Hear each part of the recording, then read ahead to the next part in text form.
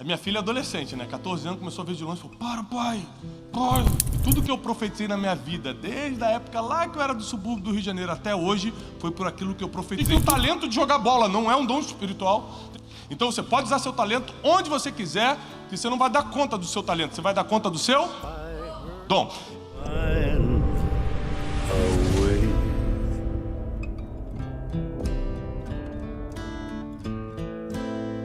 Essa semana eu tive pensando em algumas coisas que aconteceram e acabou nascendo essa palavra que eu vou ministrar hoje, porque eu estava numa viagem com a minha filha essa semana no exterior, e aí a gente foi no mercado e eu passei em frente a uma banca de livros dentro do mercado e tava vários livros escritos em inglês assim. Eu botei a minha mão e comecei a orar. A minha filha é adolescente, né? 14 anos, começou a ver de longe e falou: para, pai, pai. Senhor, eu profetizo que meus livros estarão nos estandes de livros desse mercado aqui nos Estados Unidos. Eu falei: pai, tá bom, pai, as pessoas estão olhando, pai, acabou, pai. E aí eu saí, e ela falou assim para mim: pai, por que você fez isso?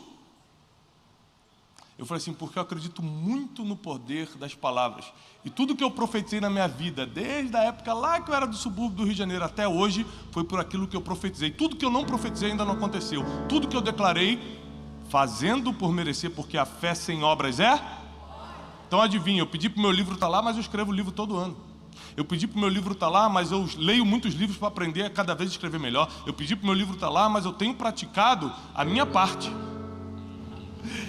E o que acontece? Aquilo que você não profetiza não acontece. Porque várias vezes, antes de ver meus livros hoje aqui no Brasil, nas prateleiras, eu passava nessas livrarias, aí via o livro dos outros e falava assim: Senhor, um dia meus livros vão estar aqui também. Hoje estão. Então por que não entrar no mercado em outro país e falar: vai estar também nesse aqui? Às vezes você prefere continuar brigando no teu casamento do que profetizar sobre o teu marido. Você prefere ficar nervosa ou nervoso com o teu filho do que profetizar sobre a vida deles. Será que não está na hora da gente trocar emoção por dom, porque profetizar é um dom? Será que a gente vai continuar na mão das nossas emoções ou pela primeira vez vamos despertar os dons que há em nós para começarmos a forjar o nosso futuro? O seu futuro, espiritualmente falando, não é criado pelo que você quer, é criado pelo que você declara. Então, por mais que tenha sido constrangedor para minha filha, eu expliquei para ela, dei uma aula para ela: filha, tudo que você não profetizar não vai acontecer. Mas o que você declarar, crendo que já aconteceu, Deus é capaz de tornar realidade se você fizer a sua parte. Não adianta você declarar e não ter as obras que testifiquem a fé que você tem. O problema é como eu profetizo, como eu declaro, como eu uso os dons do Espírito para construir o meu futuro. Primeiro, os dons do Espírito não foram dados à igreja para que você use para você. Já tem uma notícia aí que vai te deixar tristinho. Eles foram dados para servir o teu propósito, as outras pessoas. E quando o teu dom serve o teu propósito e as outras pessoas, o corpo de Cristo é edificado. Ou seja, se eu pego o dom que Deus me deu da palavra e uso para meu benefício, é questão de tempo para que eu mesmo cave um buraco e me enterre nele. Porque um mágico, vendo Pedro curando, tentou comprar o dom de cura de Pedro e falou assim: me vende esse dom. E a Bíblia diz que ele na hora adoeceu, porque pensou que poderia comprar um dom espiritual com dinheiro. Logo, se o dinheiro não compra dom espiritual, dons espirituais valem mais que dinheiro. Só que a gente tem um problema muito sério. A gente acha que porque uma coisa vale mais que a outra não serve. Não, vale. Dinheiro vale. Você nunca vai pagar conta com outra coisa. Você nunca vai realizar a viagem dos teus sonhos com outra coisa. Você não vai comer o melhor dessa terra com outra coisa, tem que ser com dinheiro. Só que dons espirituais ainda valem mais, porque o dinheiro não pode determinar o futuro do teu filho, só pode determinar as finanças dele. O futuro vai ser o que você vai declarar sobre a vida dele. Dinheiro talvez não salve o teu casamento, mas o que você profetizar sobre o teu casamento vai acontecer. O que você declarar vai acontecer.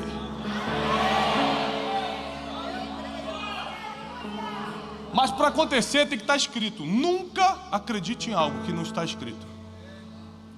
Nenhum pregador é suficiente para falar algo que acha. Se não tiver escrito, não serve. Se não tiver escrito, não vai acontecer. Abre comigo na primeira carta do apóstolo Paulo à igreja de Corinto, capítulo 13.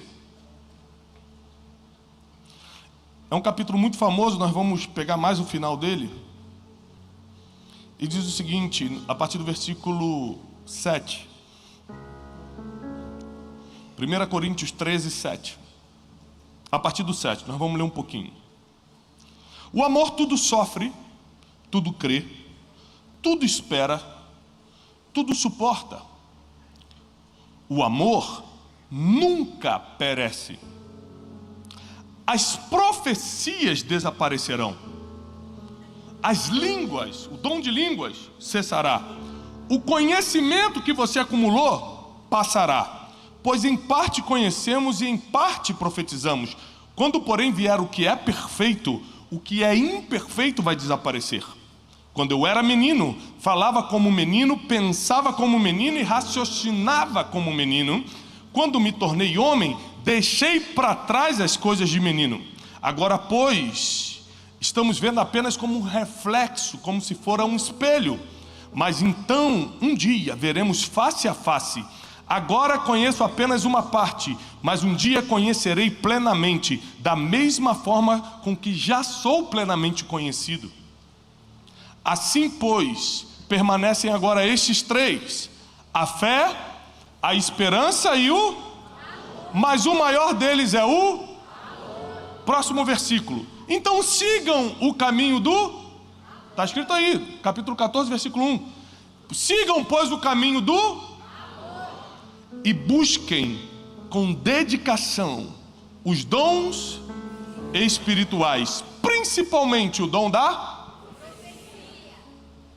O apóstolo Paulo, no auge da sua sabedoria, está escrevendo a igreja de Corinto, uma das igrejas que mais prosperou, uma das igrejas que mais deu certo. O apóstolo Paulo foi fariseu de fariseus antes de se converter, foi instruído aos pés de Gamaliel. Isso quer dizer que ele fez a melhor faculdade teológica da época. Foi um judeu extremamente praticante, zeloso com a lei, a ponto de perseguir os cristãos por achar que era uma seita que queria se levantar contra Deus. Mas no caminho de Damasco ele tem uma experiência com Jesus, se arrepende e começa a virar um portador das boas notícias do Evangelho. Mas pela sua capacidade intelectual, pelo seu background, pelos seus estudos, por tudo, ele começa a se diferenciar dos outros apóstolos. Ele começa a escrever, ele escreve 13 dos 66 livros da Bíblia.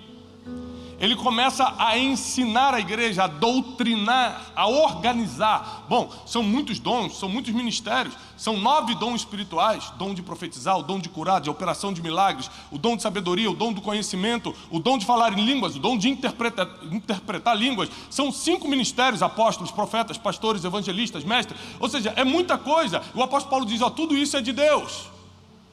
O Deus é um só, mas a forma dele usar é diferente. É por isso que não julgueis os outros para não ser julgado, porque cada um vai ser usado por Deus de forma diferente. Cada um tem um dom diferente, cada um opera num dom diferente. Mas o apóstolo Paulo percebeu que isso ia dar uma bagunça. Porque quando você começa a se destacar, porque eu te ensinei na semana passada que o dom te expõe e toda exposição traz um preço.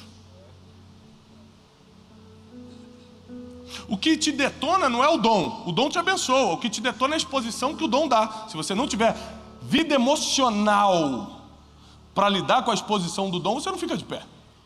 Você fica orgulhoso, orgulhosa, você se acha. Você começa a tirar vantagens pessoal do seu dom. Você pode tirar vantagens pessoais do seu talento. Quem estava aqui semana passada? Amém. Quem lembra o que é talento? É algo que nasceu contigo. Deus te deu, mas não tem nada a ver com o seu dom espiritual. Tem gente que tem o talento de jogar bola, não é um dom espiritual. Tem gente que tem um talento de música. Com 4 aninhos já tocava de ouvido. Não é um dom espiritual, é talento. O seu talento você faz o que quiser. Você pode servir a Deus, pode ganhar dinheiro, faz o que você quiser com o seu dom, com o seu talento. Com o dom, não. O dom ele deu para a edificação do corpo de Cristo. Então você pode usar seu talento onde você quiser, que você não vai dar conta do seu talento, você vai dar conta do seu dom. O talento nasce contigo, o dom é um presente divino, por isso que a Bíblia diz, buscai cada um os dons espirituais que contribuem contigo. Cada um aqui é atraído por um tipo de dom. Tem gente que olha alguém pregando e fala, eu queria pregar assim, dom da palavra, eu queria ter essa sabedoria que o fulano tem, dom da sabedoria. Puxa, como é que pode alguém botar a mão na cabeça do enfermo, o enfermo levantar e ser curado? Dom de operação de milagres. Ou seja, cada um aqui é atraído por um dom, só que você não busca, por isso que não tem. E quando você busca e recebe o dom, mas não usa, se torna inoperante. Aí acontece que o apóstolo Paulo fala para Timóteo, Timóteo, reaviva o dom que é em ti, que eu já passei pela imposição da minha mão, mas você não está usando. Dom que não é usado se torna inoperante. Aí você pede a Deus, paga um preço alto pelo dom. Quanto é que um profeta paga diante de Deus para ter o dom da profecia? São noites, em claro, orando, jejuando, implorando ao Senhor o dom. Aí Deus dá, não usa, fica inoperante. Os dons são irrevogáveis, não são tomados, mas fica inoperante. E por que o apóstolo Paulo, antes de falar, procure os dons espirituais, principalmente da profecia, fala de amor? Porque se você não tiver amor, você vai usar o seu dom, porque não deve.